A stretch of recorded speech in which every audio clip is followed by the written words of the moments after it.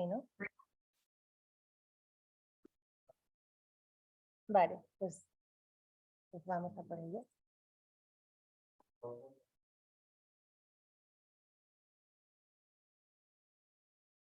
Buenos días, vemos cómo os vais sumando.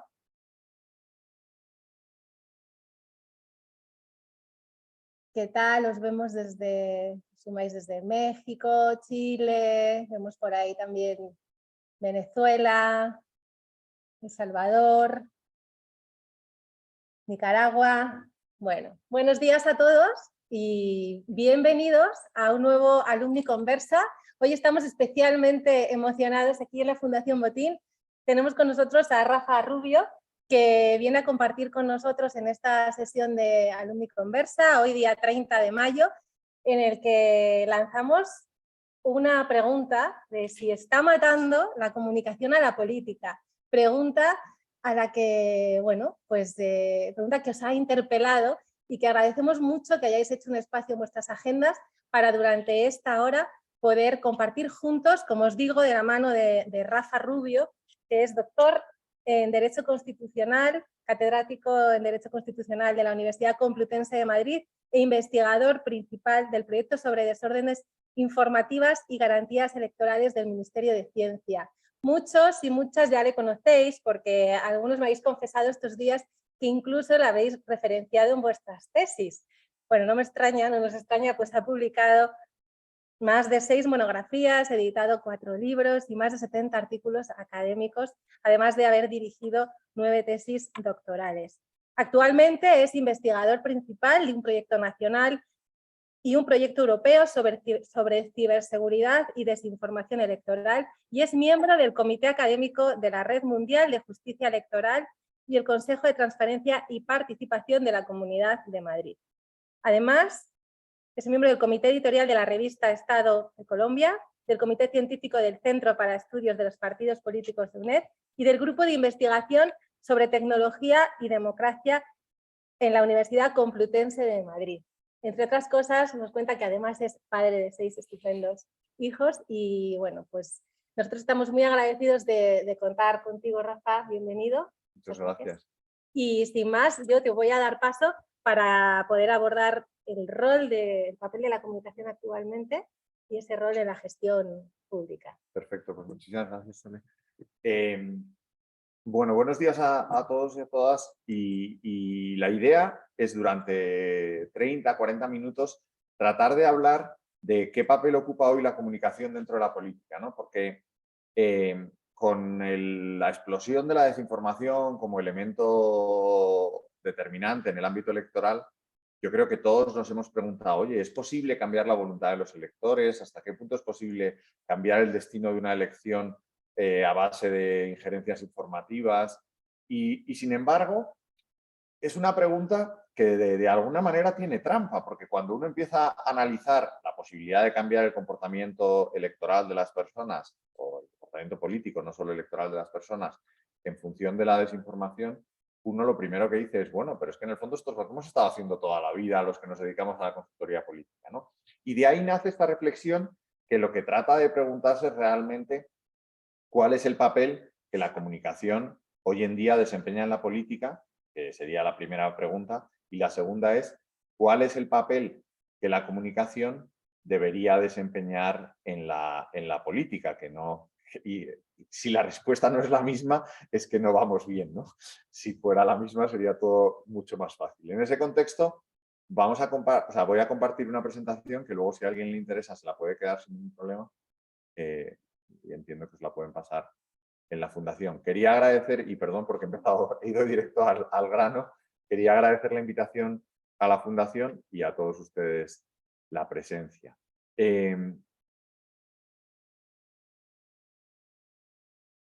Entonces, como decía, en el fondo, aunque estas preguntas sean unas preguntas provocativas, de lo que vamos a hablar es cuál es el papel que ocupa la comunicación o debe ocupar la comunicación en las organizaciones políticas.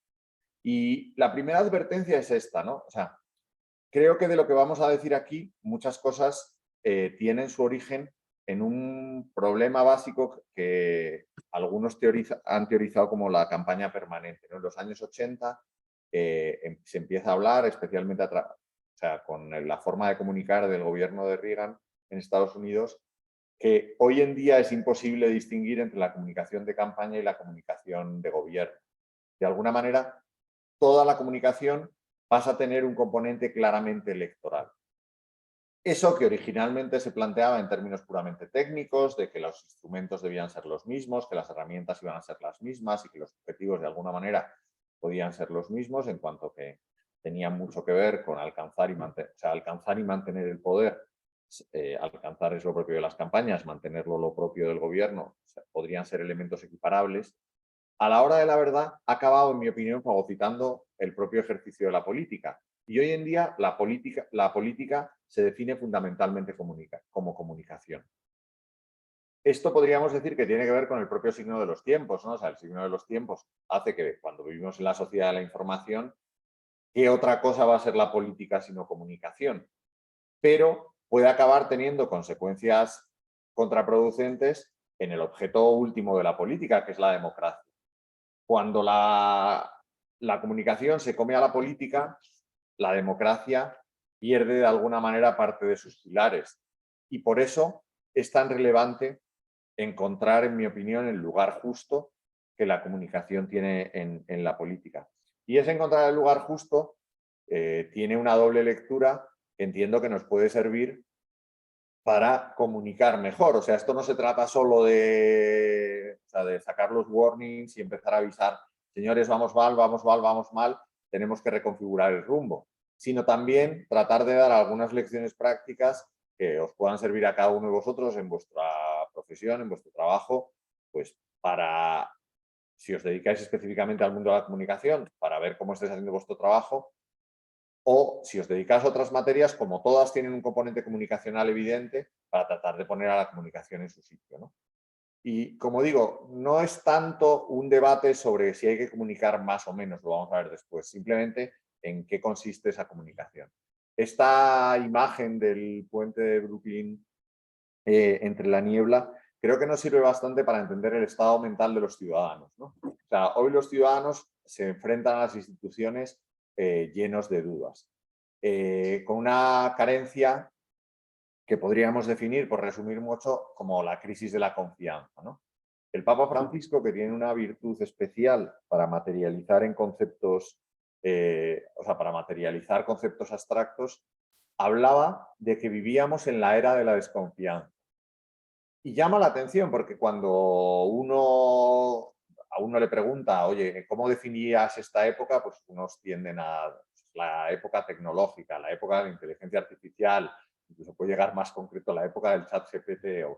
Sin embargo, si nos elevamos un poco, podemos darnos cuenta de esto. Un documento de la ONU, que no es un documento muy conocido, pero me parece relevante, ya lo definía en el año 2016 en la misma línea, ¿no? En cómo esta crisis de confianza que afecta a todo el mundo se explica por deficiencias de gobernanza, por la forma en la que las instituciones responden a su labor y que afecta no solo a la propia configuración jurídica, sino al sistema de valores, a las políticas y a esas instituciones que son las que gestionan los asuntos económicos y sociales de un país, ¿no? Eso a la hora de la verdad se acaba traduciendo en los mecanismos de interacción entre el Estado, la sociedad civil y el sector privado, que no solo viven una crisis de confianza entre sí, sino que en último término viven una crisis de confianza en el interior de sus propias organizaciones. Y esto acaba afectando de una manera determinante a la forma de desenvolverse. Como digo, afecta de una manera determinante a la política, ¿no? Si cogemos el Trust Barometer, que es probablemente el barómetro de confianza de Edelman, que es el que más recorrido tiene, porque llevan haciéndolo más de 18 años, uno puede ver cómo de alguna manera hay una carencia, o sea, hay una, no sé si degradación, un desgaste permanente de la confianza. Y que ese desgaste de la confianza no es un desgaste de la confianza solo en los partidos políticos o en instituciones, pues cada uno, yo siempre digo lo mismo y llama la atención, ¿no? Pero cuando uno quiere ver el nivel de desconfianza en las instituciones de un país, lo primero que tiene que ver es el nivel de aceptación del Congreso. Y muchas veces uno se sorprende porque el Congreso es algo en lo que en general, como es abstracto y está formado por un número indefinido de parlamentarios en función del país, uno podría pensar que no sufre tanto esa crisis de confianza, que es más propia de los regímenes presidenciales y del presidente, ¿no? Que se come toda la relevancia mediática. Sin embargo, los congresos suele tener una valoración en términos de confianza absolutamente, o sea, muy inferior a todo lo demás, ¿no?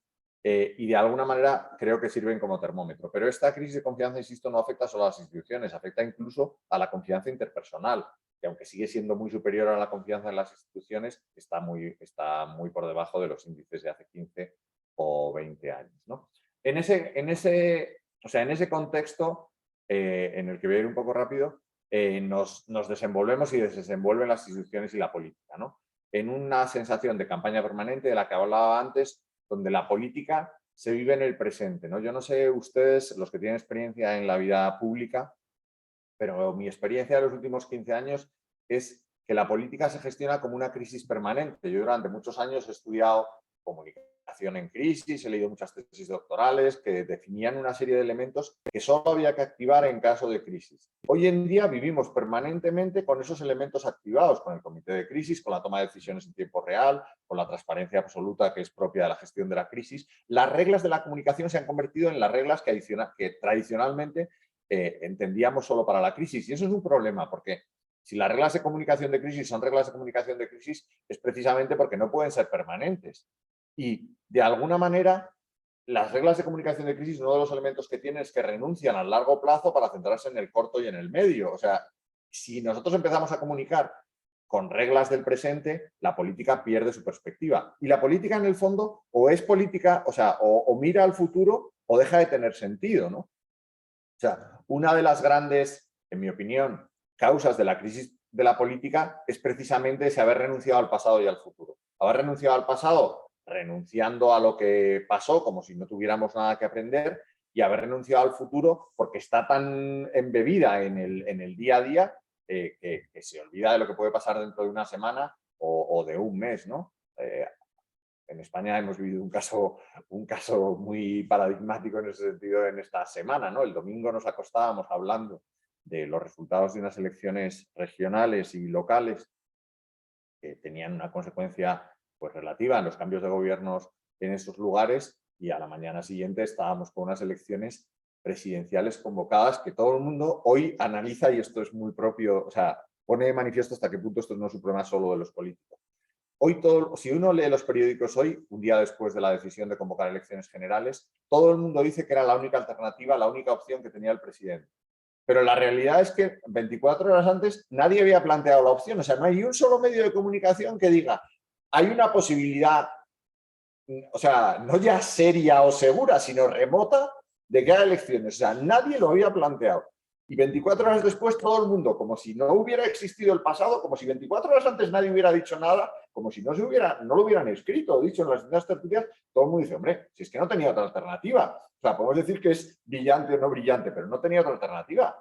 Sí, os aseguro que si de verdad no hubiera tenido otra alternativa, hubiera habido por lo menos algún canto de cisne que hubiera dicho, ojo, ojo, ojo, que si los resultados van mal habrá elecciones. Nadie lo planteó. Es una cosa que llama la atención y que pone de manifiesto esta ausencia de horizonte temporal, insisto, tanto mirando hacia atrás como mirando hacia adelante. Sin referencias coherentes del pasado, sin perspectivas de futuro y con una fuerte carga emocional y un escaso debate racional. ¿Qué quiere decir esto? Esto no quiere decir que la política haya sido nunca un debate entre intelectuales, y ni que debiera ser un debate entre intelectuales, ¿no? Pero es evidente que la política nace vinculada, o la política moderna, la propia de la democracia representativa de finales del siglo XVIII, nace vinculada o nace muy ligada al racionalismo. Evidentemente, recogiendo toda la historia previa, fondo Grecia, Roma, el cristianismo, todo eso forma parte de la democracia y, en mi opinión, son las raíces más serias de la democracia. Pero el giro que hace que un sistema de gobierno absolutista con distintos matices se convierta en una democracia representativa es básicamente lo que el racionalismo aporta, que es la creencia en que, uno, la verdad existe, eso venía de lejos. Dos, y esto es más nuevo y se remonta al Renacimiento, no necesariamente al racionalismo, la creencia de que el hombre es capaz de conocer la verdad por sus propios medios, que no necesita intermediarios en los sacerdotes, en la iglesia, sino que tiene la posibilidad real de conocer a través de la razón la verdad, y la posibilidad de que el debate entre las personas que tienen la posibilidad de acceder a la verdad de manera directa puede llevar a cabo, o sea, puede producir beneficios comunes. Así nace el Parlamento. El Parlamento nace vinculado a la opinión pública, por eso la comunicación tiene un peso esencial en la democracia desde los orígenes. No sé si he dado el salto lógico demasiado rápido, pero en el fondo, cuando se consagra la verdad como un elemento determinante en la democracia, se está consagrando la comunicación como un elemento básico. Y no existía YouTube y no existía TikTok, pero la democracia representativa nace como el régimen de la opinión, el régimen político de la opinión pública. Y en cuanto a régimen político de la opinión pública, requiere del intercambio de información y, por tanto, requiere de la comunicación. Desde esa perspectiva, pues evidentemente la carga emocional ha estado presente siempre, pero en sus propios orígenes la democracia requiere un componente racional al que no puede renunciar, al menos conscientemente. Claro, si a esto le sumamos el COVID, y perdón porque me estoy enrollando mucho con el diagnóstico, pero voy mucho más rápido, nos damos cuenta de que todo lo anterior se confirma, ¿no? O sea, todo el mundo se ve sometido a una enorme presión social y mediática y se aceleran todas estas tendencias que ponía de manifiesto anteriormente, ¿no? De ahí que las instituciones hoy en día estén afrontando un poco a ciegas, en la línea de la niebla de la que hablábamos antes, un gran reto que tiene mucho que ver con un cambio de la percepción de la ciudadanía. Hay gente que dice que la respuesta es más Estado y un Estado mucho más profundo porque busca garantizar la seguridad. Gente que dice que la única respuesta pasa por un giro, como estamos diciendo en España ahora, en mi opinión sin mucho fundamento, pero con un giro claro hacia posiciones mucho más conservadoras. Claro, nos encontramos con respuestas absolutamente contradictorias y todas con vocación de definitivas. Y en ese sentido, vamos a plantearnos en serio, que era el objeto de esta charla, cuál es el papel de la comunicación. Y empiezo con una adivinanza en la que os he dado una pista sin querer, pero en la que os he dado una pista. ¿De quién pensáis que es esta frase que tenéis en las pantallas? La leo por si acaso alguno está despistado. El principal error de mi gobierno fue pensar que este trabajo consistía en sacar adelante políticas públicas. Eso es importante, pero la naturaleza del gobierno es también contar una historia a la gente que les proporcione sentido de unidad. Perdón, bueno, ahí he traducido algo, ya he dado segunda pista. Sentido de unidad y optimismo, especialmente durante los tiempos difíciles. ¿De quién es esta frase? ¿Alguien se anima?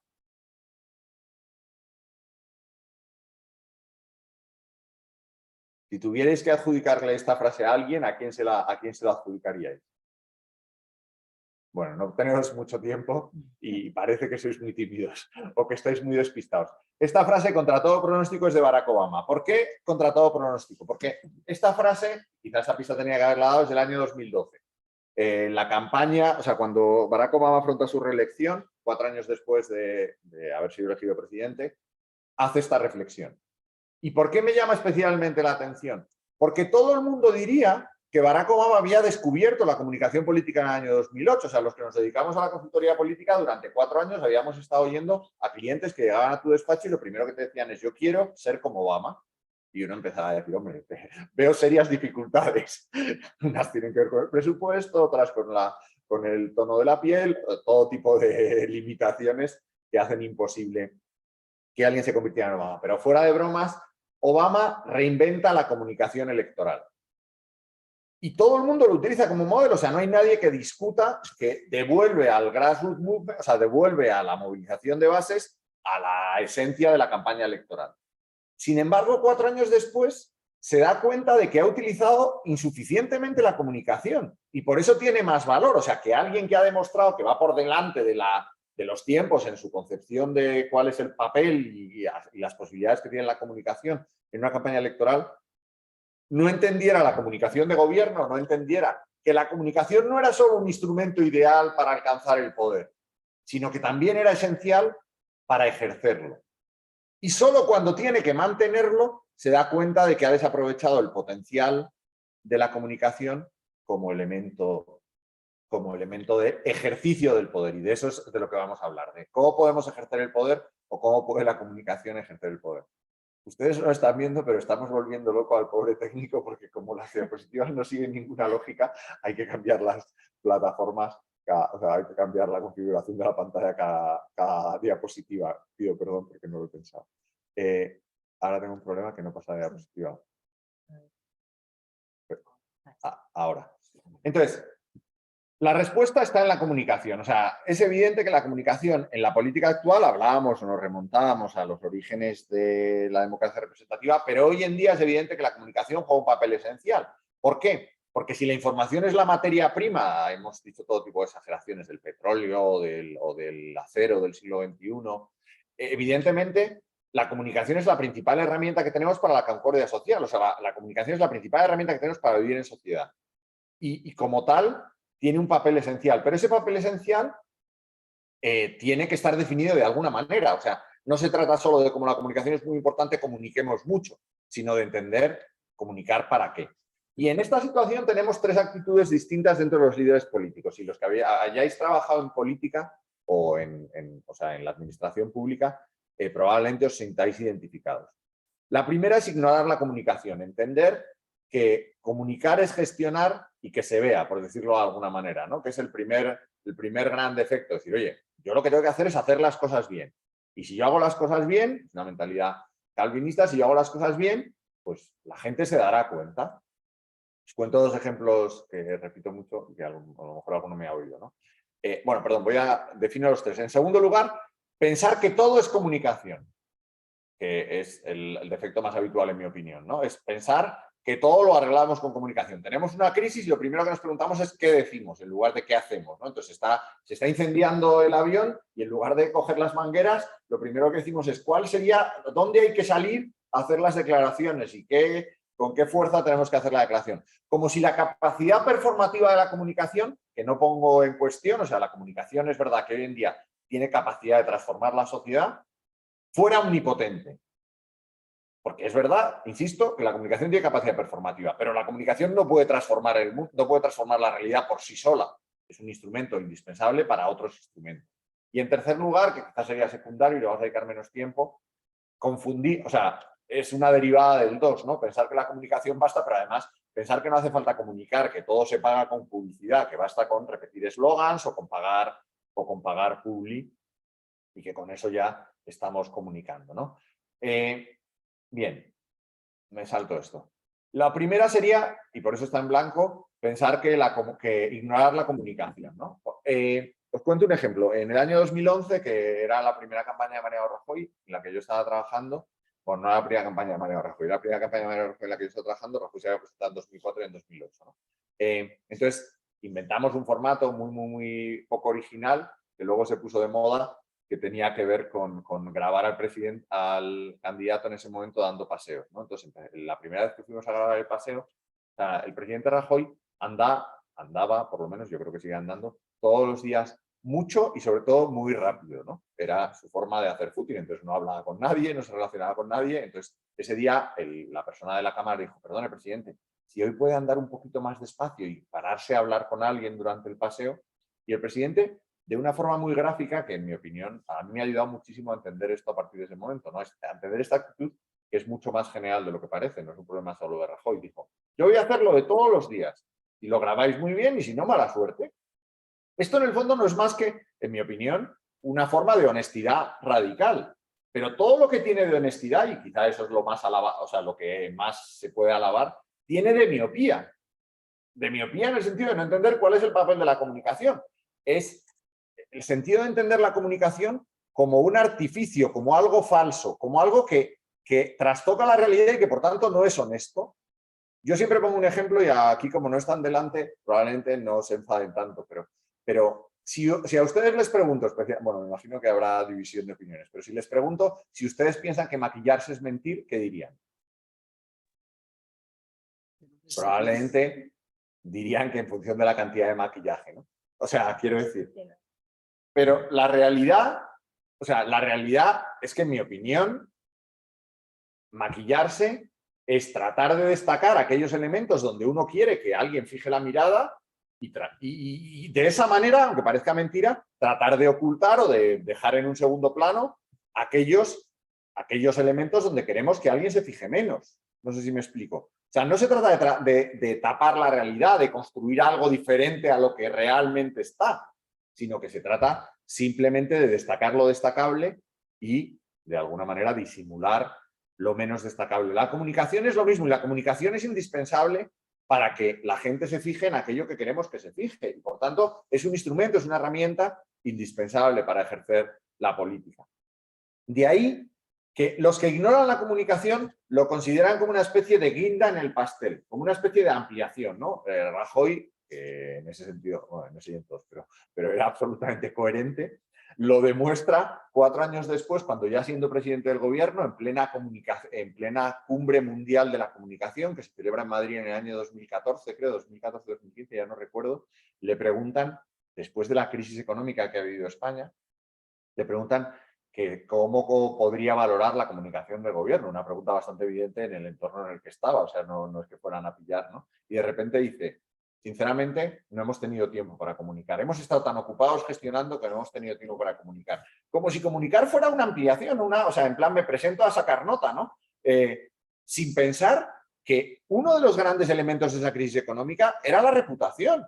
Era la prima de riesgo que dependía absolutamente de la fiabilidad que los mercados daban al país y que dio lugar a portadas tan famosas como ese de Economist con los PIC cayéndose la de España. O sea, durante esos 4 años España sufrió unas profundas crisis de reputación y el gobierno de Rajoy tenía como prioridad trabajar bien, cosa que es razonable, pero no entendía que dentro del buen trabajo, en mi opinión, la gestión de la comunicación era un elemento indispensable porque nos estábamos jugando miles de millones, o sea, nos estábamos jugando la confianza de los mercados y de los estados, que de alguna manera nos iban a permitir o nos hubieran permitido, en mi opinión al menos, esto es simplificar evidentemente, pero salir mucho antes de la crisis. Pero me quedo con el ejemplo, ¿no? O sea, en aquellos que ignoran la comunicación es propia, yo siempre digo, no sé si está en la presentación o no, porque la he cambiado 10 veces, así mira, es propia de vendedores y de bomberos, ¿no? O sea, es o lo que uso para hacer la venta, da igual, lo que utilizo para ir puerta a puerta cuando hay campaña electoral. Entonces, en campaña electoral el que manda en la campaña es el director de comunicación. Eso no lo duda nadie, ¿no? En campaña lo único importante es la comunicación. Y esto hasta lo podríamos justificar. Entonces, el que ignora la comunicación en campaña sí que considera que todo es comunicación y que la culpa de que algo no vaya bien es de la comunicación. Lo mismo pasa con las crisis, ¿no? Por eso hablo de bomberos. Cuando se estrella un avión, el primer teléfono que suena después desde el presidente, en los anuncios americanos típicos de 3 a.m. in the morning y suena el teléfono y ahí Rusia nos ha declarado la guerra, el segundo teléfono que suena es el del director de comunicación, que en estos entornos de gobierno lo primero que pregunta es ¿de qué me estás hablando? Porque no suele estar metido en el día a día de la política, ¿no? Cuando tú ignoras la comunicación y consideras la comunicación como algo secundario, el comunicador no forma parte de tu equipo.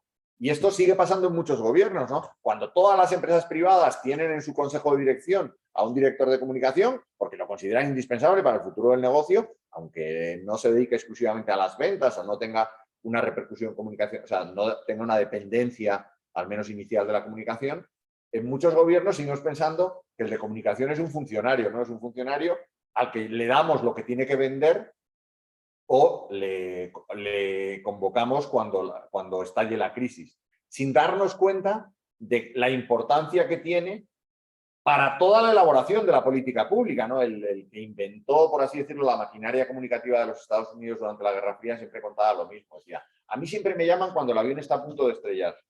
Y normalmente cuando me llaman tengo tiempo para contar las víctimas y tratar de explicar por qué se estrelló el avión, pero no me da tiempo a mucho más.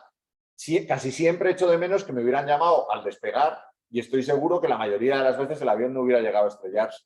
Cuando uno gestiona su gobierno o su ministerio o su ayuntamiento con perspectiva de comunicación, cuando la comunicación forma parte esencial de todo el proceso, los resultados son distintos, la gestión es distinta, y a esto me refiero cuando hablaba de la miopía de Rajoy, ¿no? O sea, la comunicación no es algo que vamos a hacer las cosas bien y dejar que se vean. Eso como mucho se puede llamar transparencia. La comunicación es una estrategia activa que tiene unos objetivos específicos y que ponen el instrumento de la comunicación al servicio de esos objetivos que se pretenden conseguir. Que, insisto, no son objetivos de comunicación, son objetivos de gobierno, ¿no? El segundo defecto, que en mi opinión es el más habitual, el más actual, quizá el más peligroso o el que pone más en peligro la democracia, es el del que piensa que la comunicación basta, ¿no? El que piensa que la comunicación basta, insisto, hace un ejercicio de fe en la capacidad performativa de la comunicación, en la capacidad que tiene la comunicación de construir la realidad. Y desde esa perspectiva piensa que todo es comunicación. Y eso tiene unas consecuencias brutales, porque, por ejemplo, acaba construyendo la realidad en base a discursos. Yo siempre lo explico, yo trabajé con Pablo Casado durante unos años y siempre explico lo mismo. O sea, Pablo Casado no es lo que era o lo que pretendía ser. A Pablo Casado lo construyeron en sus discursos y sus discursos muchas veces no eran conscientes, eran fruto del calor de la oratoria, no sé si me explico. Entonces, al final, la persona acaba posicionada por aquello que dice, no por aquello que hace. Esto podríamos decir que es culpa de los medios de comunicación, pero normalmente es culpa del propio candidato que da a la comunicación ese valor. Si uno analiza, por ejemplo, pues quiénes han sido los candidatos políticos líderes en España durante los últimos 10 años, uno se da cuenta que lo único que tienen en común todos ellos es que tenían una gran capacidad comunicativa. Luis Rivera, Pablo Iglesias, Pedro Sánchez, Pablo Casado. Y quizá en ese sentido, y perdón por hablar de realidades españolas en un contexto como este, pero Feijóo se sale bastante de eso, porque si algo no tiene en común con todos los demás es que sea buen comunicador, porque Feijóo no comunica bien, lo siento. Pero quizá es lo que la gente está esperando, porque creo que ha habido un exceso absoluto de dar valor a la comunicación, ¿no? Yo cuento siempre como con experiencias internas de ese trabajo, ¿no? Pero lo decía antes, en los momentos en los que pasa algo, o sea, hay una realidad y que todos ustedes habrán experimentado y no me dejarán mentir, que es que hoy en día las tomas de decisiones en política se han trasladado de la mesa de reuniones al WhatsApp. Eso tiene unas consecuencias, en mi opinión, funestas para la política en general, porque pierde pues, la cercanía, la empatía, la posibilidad de diálogo, y eso se acaba traduciendo en la calidad de las decisiones adoptadas. Pero más llamativo todavía que ese movimiento de las mesas de reuniones al WhatsApp, que es una realidad, está qué es lo que se decide por WhatsApp, ¿no? Y como les decía antes, cada vez que ocurre algo, lo primero que aparece en esos grupos de WhatsApp de los altos dirigentes es siempre lo mismo. ¿No ha pasado esto? ¿Qué decimos? Yo durante un tiempo, con ganas de molestar un poco, decía siempre lo mismo, ¿no? Siempre decía que antes de decir qué decimos, habrá que decir qué pensamos, dónde estamos, qué estamos haciendo, ¿no? O sea, qué vamos a hacer. Y luego, si quieren, vemos qué decimos para explicar lo que pensamos, lo que vamos a hacer. Pero muchas veces la necesidad de entrar en esa cobertura informativa en tiempo real, prácticamente en streaming, que recoge incluso los tweets de los candidatos o de los miembros del gobierno y lo convierten en noticia en los medios de comunicación tradicionales, digitales o no digitales, hace que haya una especie de competencia por ser el primero en decir, normalmente en decir la mayor barbaridad, pero al menos por ser el primero, ¿no? Entonces, como hay que ser el primero, lo importante primero es salir a decir algo. Claro, probablemente lo que hemos dicho no tenga toda la información. Lo hemos visto, por ejemplo, con la cobertura informativa de determinados atentados o de auténticas tragedias por causas naturales, ¿no? Cuando se intenta hacer cobertura en streaming, empezamos a hacer una cobertura en la que los muertos bailan como si fueran muñecos de piezas de dominó, ¿no? Han muerto 7, no, que al final son 5. Nos dicen que al final no ha muerto ninguno, y todo con una naturalidad como si no afectara a nadie, ¿no? En España, en ese sentido, batimos el récord mundial durante una crisis, porque llegamos no solo a matar gente que no se había muerto nunca, sino que llegamos a incinerarla.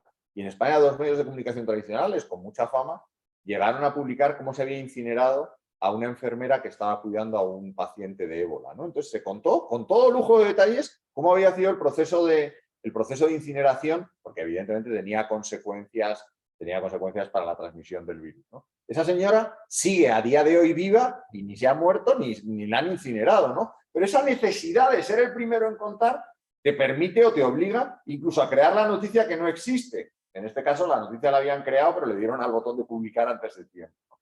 Pero más allá de la broma, creo que refleja de una forma muy gráfica en las dinámicas en las que está la comunicación y que los propios gobiernos o los propios políticos alimentamos, porque entramos a jugar con esas reglas y por tanto ponemos por delante la comunicación. Hay otra serie de elementos que tienen que ver con esta fe ciega, ¿está pasando algo? Con esta fe ciega en la capacidad performativa de la comunicación, ¿no? El pensar que da igual la realidad, que si yo cuento las cosas se acaban convirtiendo en realidad, ¿no? Entonces, prescindo de la realidad o considero la realidad como un elemento secundario y construyo realidades alternativas, esto que la portavoz de la Casa Blanca en época de Trump denominó con acierto, en mi opinión, en el sentido de que definía muy bien el fenómeno como alternative facts, ¿no? O sea, esta es su realidad, yo tengo otra, usted la ha construido saliendo a la calle, yo la he construido construyendo el relato, ¿no? Entonces, llegamos a esta interpretación que acaba diciendo que todo es relato. No, el problema es del relato. El problema es del relato, no. El problema es del relato como elemento secundario.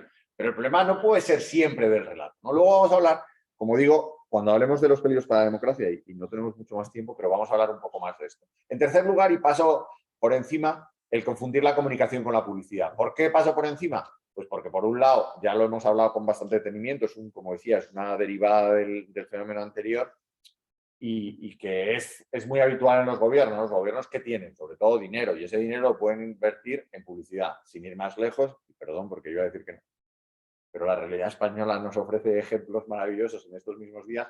Hoy el presidente del gobierno ha anunciado que se disuelven las cámaras y que se aprueba un presupuesto de 400 millones para publicidad.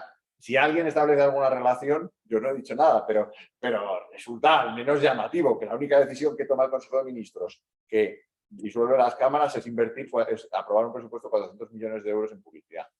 Esto refleja también una mentalidad muy propia de estas personas que confunden comunicación con política, ¿no? Que es pensar que con publicidad transformo la realidad y que a base de pagar anuncios y de alguna manera pues tener el marco, o sea, crear a través de los anuncios el marco comunicativo de los medios de comunicación, pues acabo creando mi relato en la línea que hablábamos antes, ¿no? Hay un cantautor ya fallecido, de verdad, en España, que se llama Javier Crae, que en mi opinión era un auténtico genio y que tiene una frase magistral que es: raro es que la verdad mediante publicidad alguna vez se habrá caso, pero por si acaso ahora es la oportunidad cuando el público hace caso, ¿no? O sea, esa contradicción evidente que él refleja de una manera maravillosa en esta canción, pero que forma parte de esta mentalidad, ¿no? De entender que la publicidad evidentemente ayuda, si no, no haría publicidad. Pero claro, la publicidad no puede ser el ariete de la verdad, porque no funciona. Entonces, desde esa perspectiva pasamos a las respuestas, porque como nos suele pasar siempre a casi todos, nos centramos más en el diagnóstico que en las respuestas. O sea, creo que hay un elemento básico que es que pensamos en términos de poder, pensamos en términos de conquistar el poder y ejercer, o sea, perdón, conquistar el poder y mantenerlo, y no tanto en términos de ejercerlo. Entonces, hacemos una especie de dejación. Cuando entendemos la comunicación de esta manera, estamos haciendo una dejación de responsabilidades y estamos jugando en inferioridad de condiciones, porque estamos renunciando a un instrumento esencial del ejercicio del poder. Gobernar es comunicar, como decíamos aquí. De ahí que no se pueda decir, por ejemplo, como se dice a veces, no, nosotros es que gobernamos muy bien, pero comunicamos muy mal. Si comunicar es parte de gobernar y comunicas mal, estás gobernando mal. No hay solución posible, o sea, porque es como decir, no, yo soy cojo, pero juego al fútbol de cine. Pues sí, juegas al fútbol de cine en la categoría de los cojos, pero en la otra no puede ser competitivo, ¿no? Por eso creo que la clave es entender que la comunicación es una herramienta de gestión. Ni la comunicación es autosuficiente, ni la comunicación es un elemento ni es autosuficiente, ni es un elemento decorativo, sino que es un instrumento de gestión. Por eso tenemos que poner a la comunicación en su sitio. Y para eso os ofrezco una herramienta que creo que puede ser útil porque es gráfica, que es el taburete de la comunicación. ¿En qué consiste el taburete de la comunicación? El taburete, perdón, no es el taburete de la comunicación, es el taburete de la política. He caído en mi propia trampa. ¿En qué consiste el taburete de la política? El taburete de la política es: yo entiendo que la política está basada en 3 elementos esenciales. Creo que todos ustedes lo entenderán, especialmente porque muchos de ustedes han tenido o tienen responsabilidades públicas. La primera, que es la más evidente, es la gestión. No es lo que cuando hablamos de política hablamos de policies, hablamos de políticas públicas.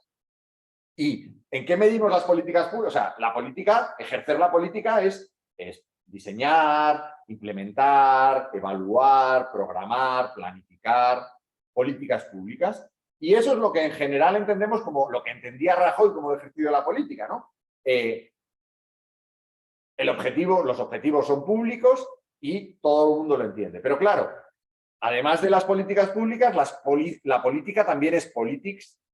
¿Qué es politics? Politics a veces lo interpretamos con lo que los yanquis llaman el politicking, ¿no? Con el hacer, los manejos del poder. Pero las politics van mucho más allá de los manejos del poder.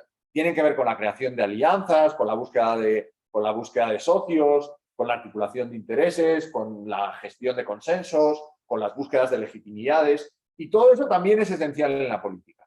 Cuando a la política le faltan o policies o politics, entendemos que está coja. Por ejemplo, a ver si soy capaz de no poner ejemplos españoles, ¿no? Así ya está.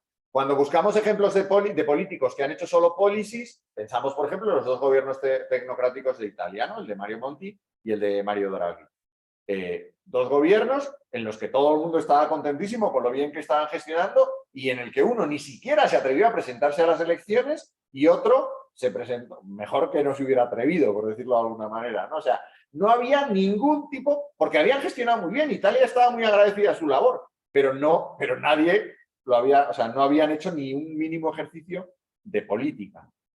Al revés también nos pasa, ¿no? También vemos ejemplos de gobiernos tan centrados en la realidad interna de la política, ¿no? En esto que los mexicanos, por ejemplo, la definen como la grilla, ¿no? Esa grilla política que es el estar pendientes de manera permanente de quién va a liderar, quién está cerca del líder, quién toma las decisiones, pero a veces estamos también desde quién toma las decisiones que nos olvidamos de cuál es la decisión, ¿no? Entonces, esos gobiernos politiqueros, por decirlo de alguna manera, que están tan pendientes de la política que se olvidan de las políticas y que por tanto dicen, joder, este es un genio de la supervivencia, ¿no? Esto que se oye últimamente mucho, no sé dónde.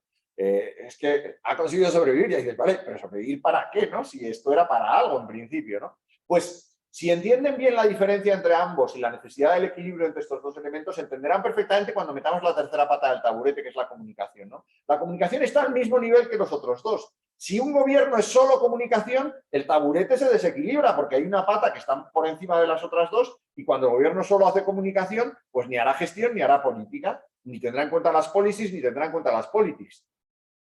¿Y qué es la comunicación en la política? La comunicación en la política, en principio, es el ejercicio del poder en una sociedad claramente, o sea, una sociedad de la información, una sociedad donde la información, como decíamos antes, es la materia prima. Desde esa perspectiva, la política, el ámbito de la comunicación en política es el mensaje, no es la decisión, es el mensaje. El mensaje es lo que convierte, una vez que se adopta la decisión, permite alcanzar esa decisión que se ha adoptado, permite implementar esa política pública, permite diseñarla, permite evaluarla, o sea, permite hacer mejores políticas públicas y hacer mejor política. Gracias a la comunicación uno puede llegar a crear consensos, uno puede llegar a construir alianzas, uno puede llegar a articular intereses, como decía Obama, uno puede llegar a poner a toda una nación mirando hacia un objetivo único, con un relato común.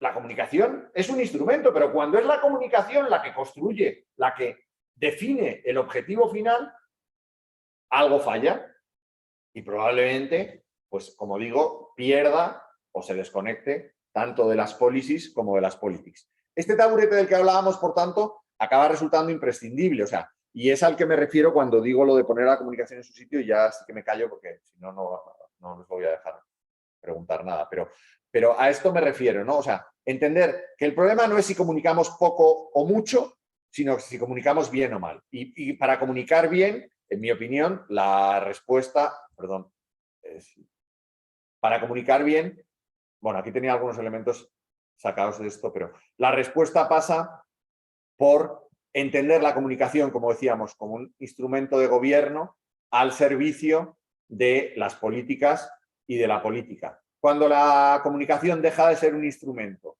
para convertirse en un fin en sí mismo, la política, en mi opinión, se degenera, se desgasta y esto es lo dramático, la democracia se perjudica y asistimos a fenómenos como el de la desinformación, la polarización, el populismo, que son elementos que todos tienen en común que han convertido a la comunicación en el fin último de la política o a la comunicación y a sus consecuencias en el fin último de la política. Perdón por haberme pasado un poco de tiempo y muchísimas gracias. Gracias a ti, Rafa. Pues ahora vamos a abrir el turno de preguntas. Sabéis que la segunda parte de las sesiones de Uniconversa, el objetivo también es que se pueda dar un conversatorio entre vosotros, por lo tanto os animamos a que podáis prender vuestras cámaras y preguntar cualquier inquietud que haya surgido con la intervención de Rafa Rubio. Por aquí, Rafa, te aplauden en el chat. Leticia Donoso te pregunta. Sí. O sea, Donald Trump estaría en esa categoría, evidentemente. O sea, a ver, ¿por qué? O sea, hay una cosa que no he dicho y creo que es esencial y que tiene que ver con la pregunta, ¿no? Pregunta Leticia si pondríamos a Donald Trump en la categoría de la comunicación vasta. Evidentemente sí. ¿Qué suele tener en común los que piensan que la comunicación basta? Que confunden, como decíamos antes, la campaña permanente con la comunicación de gobierno. Confunden la campaña, o sea, la comunicación electoral con la comunicación de gobierno. Y la comunicación electoral, ni por sus objetivos, ni por sus fines, ni por sus públicos, ni siquiera por sus canales, puede identificarse con la comunicación de gobierno. Cuando los gobiernos hacen comunicación electoral, cosa cada vez más habitual, los fines del gobierno se perjudican, ¿no? Entonces, ¿en qué sentido Donald Trump se identifica con ese tipo de comunicación vasta? Pues porque ha convertido la comunicación en el único elemento y esto tiene consecuencias directas. A veces pensamos, o sea, yo he dicho que esto es malo para la democracia, no que sea malo para ganar elecciones. Y esto es la verdadera trampa, ¿no? O sea, yo no os voy a engañar diciendo, no, y además el que hace esto pierde. No, muchas veces el que hace esto gana, pero da igual que gane, porque al final gana pero no gobierna, o gana pero gobierna mal, o gana pero al gobernar, pero no, o sea, al no utilizar toda la potencia que la comunicación ofrece, pues desaprovecha su oportunidad de gobierno. Cuando alguien se centra exclusivamente en conquistar el poder y en mantenerlo, vacía de sentido el propio acto de gobernar. Y creo que Trump es un buen ejemplo de eso, ¿no? Estuvo todo el rato buscando la reelección, en este caso además con malos resultados. Pero aunque los resultados hubieran sido buenos, mi juicio seguiría siendo el mismo. Dice Diego, para que lo lean todos, aunque creo que están viendo todos la pantalla, sí. ¿Cómo sugeriría usted como una forma de contrarrestar una estrategia de comunicación vasta agresiva, basada en injurias y desinformación y encontrar una gestión de campaña que no se maneja con esas características y va perdiendo? Muchas gracias. Toma ya. A ver, o sea, como he dicho, la estrategia de comunicación vasta, al menos en el corto plazo, puede acabar funcionando y esto es súper importante, o sea, que puede funcionar en términos electorales, no en términos democráticos. Pero no se puede tratar, como decíamos antes, de compensar la comunicación vasta con ignorar la comunicación, que a veces es lo que decimos, ¿no? Pues ahora vamos a ser mucho más transparentes. Esto del el dato mata relato. Dato mata relato en el escenario de Estel, por así decirlo, ¿no? O sea, en el plano de Estel, el dato mata relato. En el resto de los escenarios del mundo, el relato mata al dato. Entonces, esto no quiere decir, ¿cuál es la diferencia entre el dato mata relato y el relato mata al dato? En que el relato, para matar al dato, en mi opinión, o para ser competitivo en esta pregunta que usted hace, tiene que estar basada en datos. Pero no puede renunciar uno al relato pensando que el dato mata al relato. Perdón porque o sea, creo que les he leído a todos con ese trabalenguas, pero creo que se entiende. O sea, la realidad es que, en mi opinión, la única forma de luchar con esto es invertir mucho en comunicación, pero en una comunicación basada en la realidad, en una comunicación que sea realmente un instrumento de gobierno. ¿Cuál es el problema normalmente cuando, como tú dices, que entiendo que lo sientes porque se ve que es una pregunta muy personal, basada en injurias y desinformación en contra de una gestión? Pues realmente el problema, en mi opinión, en este tipo de diagnósticos es que uno considera que todo lo que se dice es falso. En mi opinión, lo primero que tiene que hacer es qué partes de verdad hay en esas injurias y en esa desinformación. Porque solo poniéndose al nivel de lo que el público recibe, uno puede construir un relato creíble. Entonces, por no intentar hacer una estrategia de campaña sin saber de qué caso estamos hablando, pero básicamente te daría dos consejos. El primero es partir de la realidad, no de tu realidad, o sea, no de la realidad en la que vives permanentemente, como nos pasa a todos, que es la burbuja donde todos nos quieren matar, ¿no? Esto es una cosa muy habitual cuando uno se vuelve candidato, ¿no? Que de repente considera que todo el mundo está dispuesto a matarle y dice, pero ¿por qué a mí? Y le tienes que explicar, lo primero que tienes que explicar, no te preocupes. Uno, son negocios y dos, son las reglas del juego. O sea, no es nada personal y no es nada contra ti. Entonces, lo primero es tratar de entender la realidad. Entender la realidad no tanto porque le demos credibilidad a las críticas, entender la realidad porque es el concepto desde el que parte la opinión pública para percibirte y para percibir tu gestión de gobierno. Y uno solo puede desmontar un relato partiendo de donde está la percepción pública de ese relato. No sé si esto se entiende y lo he explicado bien. Y en segundo lugar, o sea, una vez que entendemos la realidad, utilizar las mismas herramientas que no son la desinformación y la injuria. Utilizar las mismas herramientas que son el buen uso de la comunicación estratégica al servicio de la gestión para gobernar mejor. Porque al final el problema es que las campañas de desinformación calan cuando existe un desencanto ciudadano en torno a la gestión. Si no, de verdad que no calarían, y cuando la ciudadanía está contenta con la gestión, pues la desinformación acaba resultando inútil, ¿no? Entonces, cuando uno usa la comunicación de manera estratégica al servicio de la buena gestión, pero insisto, sin renunciar a la comunicación, probablemente tenga más posibilidades de contrarrestar este tipo de campañas. Hay otra por el chat, pero también hay dos manos levantadas. No sé el orden como tú mandas. Si quieres, bueno, tenía la mano levantada siguiendo el orden Santiago Acosta, Giselle, Larisa, y luego si quieres volvemos al chat. Venga. Que tenemos a Maxi y a Leticia. Perfecto. Entonces, si quieres, Santi. No sé si hola, muchísimas gracias. ¿Me escuchan? ¿Sí? ¿Se escucha, Sole? Sí, perfecto. Vale, perfecto.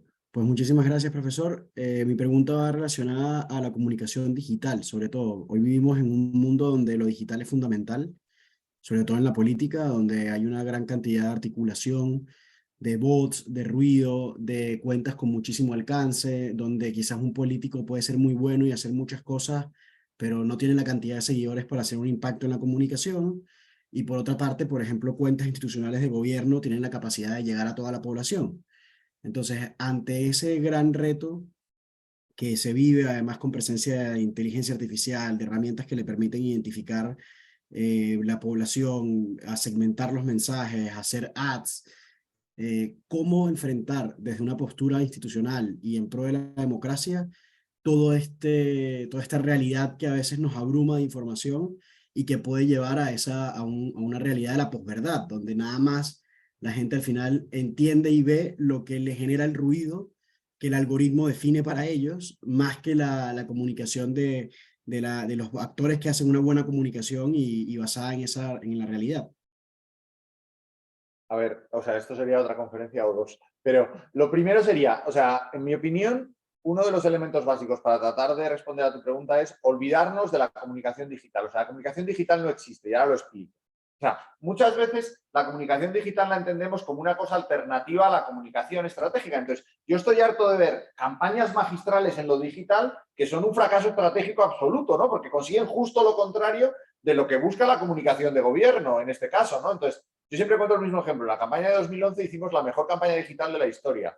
¿Por qué? Porque no hicimos nada, ¿no? Era una campaña donde la campaña decidió que, como había 21 puntos de distancia en las encuestas, lo mejor era tratar de evitar cualquier tipo de conflicto. Y durante toda la campaña, durante los 40 días que duró la campaña consiguió no generar un solo titular. No sé si me explico. Y eso es una campaña magistral porque respondía a una estrategia concreta, ¿no? Entonces, en lo digital, en el momento donde Obama estaba de moda y donde todos queríamos implementar la última herramienta, la última creatividad, decidimos ser estratégicos y no hacer nada. Y en ese sentido, puedo decir que fue una campaña brillante, en el sentido de que respetó al 100% la estrategia. Yo creo que lo primero que tenemos que hacer es que la comunicación digital esté totalmente integrada en la estrategia de comunicación y de alguna manera esté al servicio de la estrategia de comunicación. Y ahí es donde tendremos que empezar a responder tus preguntas. ¿Qué me aporta lo digital que mi estrategia de comunicación no llega por sí mismo, ¿no?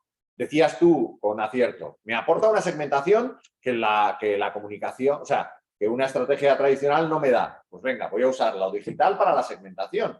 Pero no voy a reproducir la comunicación tradicional en lo digital, sino que voy a empezar a hacer mi comunicación digital siguiendo los objetivos y los mensajes de la comunicación tradicional, pero dirigida a esos públicos específicos, ¿no? O sea, has puesto miles de ejemplos de cuáles son las ventajas, pero mi respuesta para no estar una hora sería ese, ¿no? Es entender que la comunicación digital, que la comunicación digital no existe. Uno, que lo digital no es más que un instrumento de la comunicación y que, por tanto, lo digital tiene que estar siempre al servicio de la estrategia de comunicación.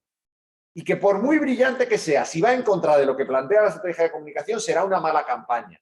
Me da igual que le den 3 Grammys o como se llamen estos que ahora se llaman los Oscars de la consultoría política, ¿no? O sea, da igual lo brillantes que sean. Si perjudican a la estrategia de comunicación, van en contra. Y a partir de ahí, las posibilidades son infinitas. O sea, que es una realidad que gracias a lo digital podemos hacer una comunicación mucho más personalizada, una comunicación mucho más interactiva, que nos permita responder a preguntas en tiempo real, que podemos hacer una comunicación mucho más segmentada, que podemos hacer una comunicación en tiempo mucho más rápido, con una capacidad de respuesta muy superior. Todos esos son elementos que normalmente conforman una estrategia de comunicación tradicional, pero que los instrumentos tradicionales no permiten. Entonces, mi respuesta sería esa. Busca qué elementos lo digital, o sea, qué instrumentos te aportan lo digital para conseguir los objetivos de tu estrategia tradicional. Y a partir de ahí las posibilidades, como sabes seguro, son infinitas, ¿no? Porque hay unas herramientas de escucha, por ejemplo, que flipas y que te permiten generar comunidades y segmentar mensajes de una manera espectacular, y con la inteligencia artificial, o sea, de verdad que vamos a flipar, o sea, vamos a flipar o estamos flipando. Yo no sé cuántos de ustedes están pagando ya el chat GPT-4, ¿no? Pero uno se da cuenta de las posibilidades que tiene eso aplicadas al gobierno y ahí o sea, se te pone la carne de gallina, ¿no? Más. Bueno, pues teníamos también, estamos justo en tiempo, pero yo creo que merece la pena responder las preguntas que tenemos. En mano levantada teníamos por orden Giselle. Si quieres, adelante. Sí, hola. Bueno, muchas gracias por la presentación, me encantó mucho. Mi pregunta era más orientada, bueno, no sé, como por experiencia, estando involucrada en estos rubros, algo que yo he visto es que a veces pues el acceso a la información de los políticos que pues no tienen buenas intenciones, quieren como a propósito que la sociedad y comunicar de maneras para que la sociedad no esté muy enterada de todos estos temas, pues para usarlo a su favor. Y lo otro también es que el contexto, especialmente en nuestros países aquí en Latinoamérica, está muy polarizado. Yo lo que le quería preguntar a usted es qué herramientas o qué consejos nos puede dar para nosotros, pues que en un futuro queremos ejercer estos cargos, poder como luchar y navegar este panorama tan polarizado en que cualquier cosa que queramos comunicar a veces como que se toma fuera de contexto o como que se utiliza como en nuestra contra, básicamente eso. O sea, yo te diría lo que decíamos antes. O sea, lo primero, que no te lo tomes a lo personal. O sea, que cuando uno se dedica a estas cosas tiene que asumir que esas, por desgracia, son las reglas del juego y tratar de cambiar las reglas del juego dentro de sus posibilidades, pero asumiendo que esas son las reglas del juego. ¿Y por qué insisto tanto en asumir que esas son las reglas del juego? Porque cuando uno asume que esas son las reglas del juego, altera su comportamiento y lo altera para adaptarse a las reglas del juego. Una de las cosas que yo aprendí en la campaña de Obama en el 2008, yo trabajé en el 2008 en esa campaña presidencial, no para Obama, sino para McCain. Pues aprendí mucho más porque lo veía desde fuera con muchísima admiración, ¿no? Y una de las cosas más llamativas de Obama es que podía tener entre 5 y 7 actos diarios y en los 7 clavaba el mensaje. O sea, daba igual que se reuniera con 5 personas, con 7, con 9. Todo estaba tasado y absolutamente medido. Y no había error posible. O sea, tú te dedicabas, en Estados Unidos es muy habitual ese equipo de research en las campañas, a tratar de buscarle fallos para hacerlos virales, porque, insisto, son las reglas del juego. Y sin embargo era imposible porque él conocía las reglas del juego y estaba, o sea, y su primera prioridad era no meter la pata, no sé si me explico. O sea, hoy mismo hemos visto en España un vídeo sacado de contexto donde tal, y la persona que ha sido afectada está preocupadísima y agobiadísima, pero en el fondo, o sea, la respuesta es siempre la misma. Si uno entiende las reglas del juego, adapta su comportamiento a esas reglas del juego y, por tanto, pues prepara mucho más sus intervenciones, evita lenguajes pues, de doble lectura, evita la ironía, que antes se decía que no se entiende en la radio, pero hoy tampoco se entiende en televisión porque puede estar sacada de contexto. Busca cerrar las frases, no deja los puntos suspensivos en sus intervenciones. Estas son cosas súper concretitas, pero que tienen una relación directa con tu pregunta. O sea, cuando uno entiende las reglas del juego, entiende que no es personal y entiende que esas son las reglas del juego, va a adaptar su comportamiento a esas reglas del juego. Y ese adaptar su comportamiento a las reglas del juego le acaba garantizando pues, mejores resultados. Yo siempre digo lo mismo, ¿no? O sea, hay algunas instituciones en las que yo he trabajado muy intensamente, como la política de la Iglesia, donde uno piensa siempre que todos están en contra, ¿no? Entonces, uno acaba cometiendo un error que es brutal, que es entregarte, decir, oye, es que no hay nada que hacer, porque haga lo que haga, siempre me van a dar, siempre van a encontrar el lado oscuro, siempre van a encontrar la interpretación errónea. Entonces, uno puede decir, no, pues hasta que yo no tenga medios, no voy a ser eficaz en comunicación, ¿no? Y esa es la actitud más pobre, porque si tienes medios acabas arruinándote, o sea, acabas gastando muchísimo dinero y sigues sin llegar a trasladar tu mensaje, esto me daría mucho juego. O por un lado ese, o lo de solo puedo comunicar bien en mis medios, pero lo que tienen en común ambas es que al final decido no hacer ningún esfuerzo por comunicar, porque la culpa siempre es del otro. Entonces, no me esfuerzo en comunicar bien, porque como me van a interpretar mal, me van a leer al revés y van a coger el peor clip, como dicen en este caso especialmente las mujeres, pues ¿para qué voy a intentarlo, no? En mi opinión, la actitud es justo la contraria. Es, joder, sabemos que las reglas del juego cada vez son más complicadas, pues vamos a esforzarnos por hacer las cosas cada vez mejor para que incluso con esas reglas del juego no podamos salir perjudicados.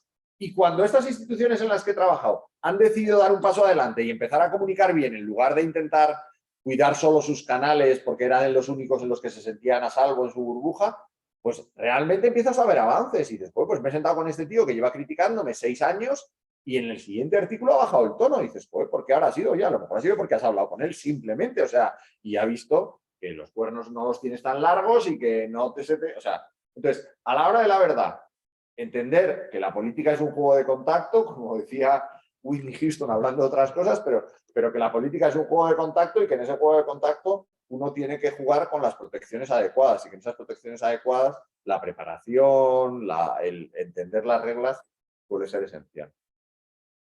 Más. Gracias, Rafa. Perdón, me estoy enrollando mucho. Nada, nos quedan 3 minutos apenas y tenemos a Larisa Costa también con la mano levantada y 2 preguntas por el chat de Leticia Donoso y de Maxi. Larisa, si nos escuchas por ahí, adelante. Hola, hola, ¿cómo están? Yo tenía una pregunta muy específica, pero les quiero explicar un poco el contexto. En Yucatán sucede un fenómeno muy interesante. Somos catalogados como, bueno, tenemos la mejor ciudad para vivir a nivel Latinoamérica, que es Mérida, y también sucede que nuestro gobernador, pues es el mejor calificado, ¿no? La pregunta es, ¿mejor calificado por quién? Por la ciudadanía, ¿no? Es el mejor evaluado.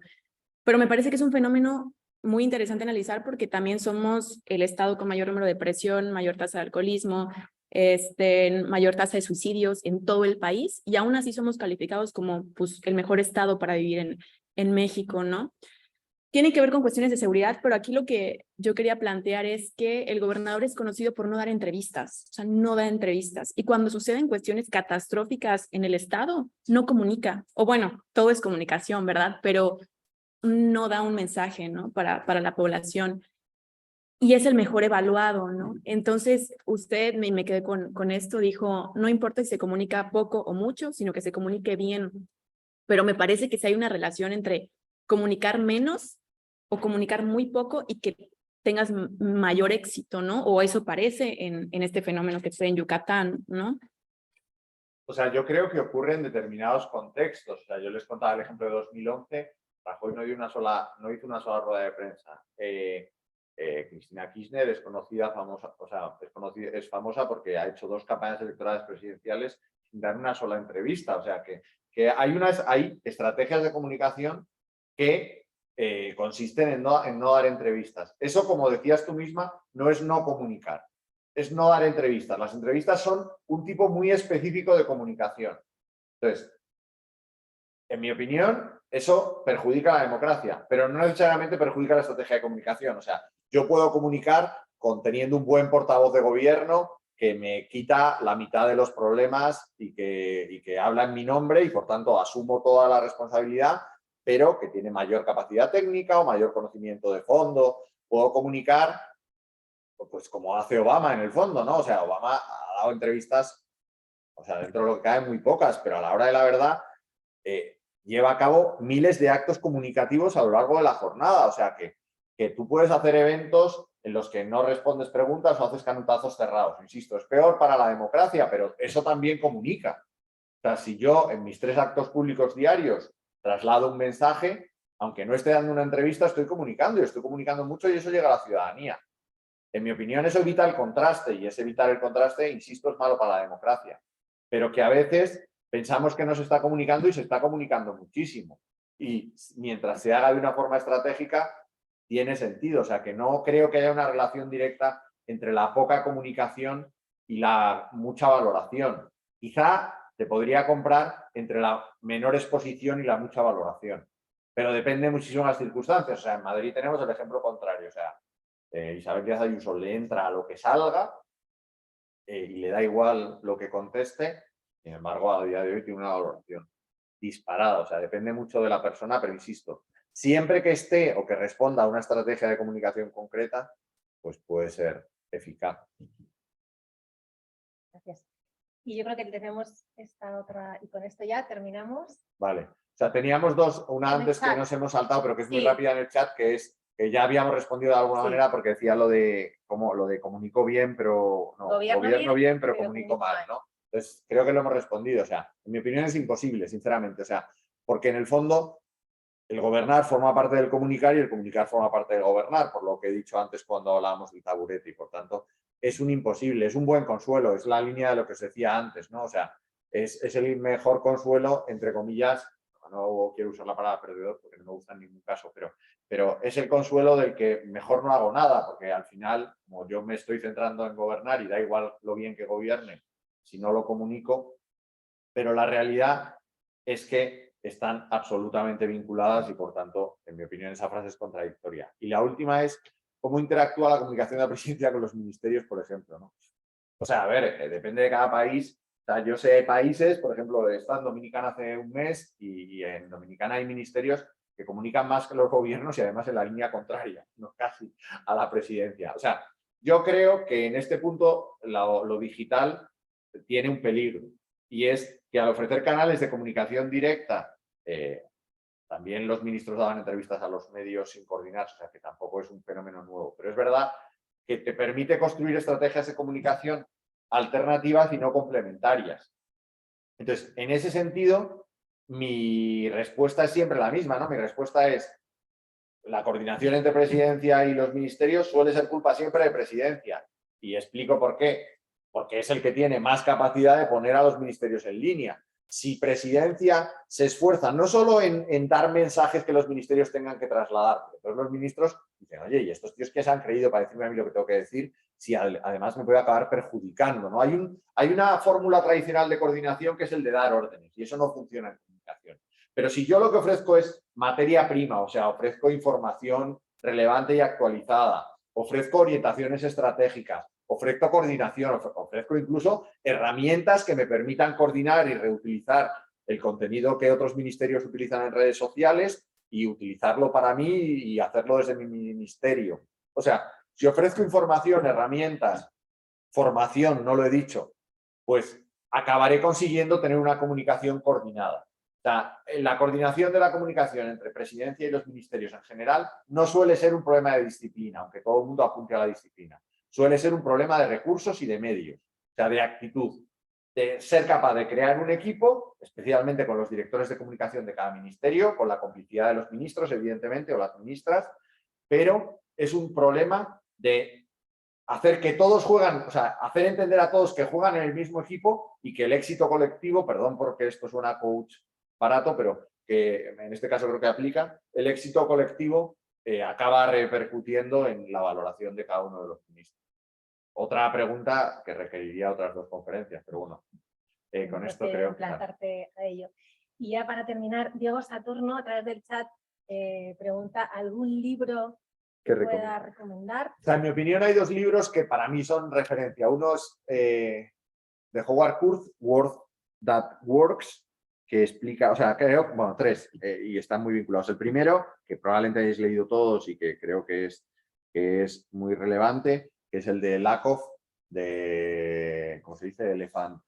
No pienses en el elefante. El segundo, de Howard Kurth, Palabras que funcionan, Palabras que funcionan, no sé cómo está traducido, pero es Word That Works.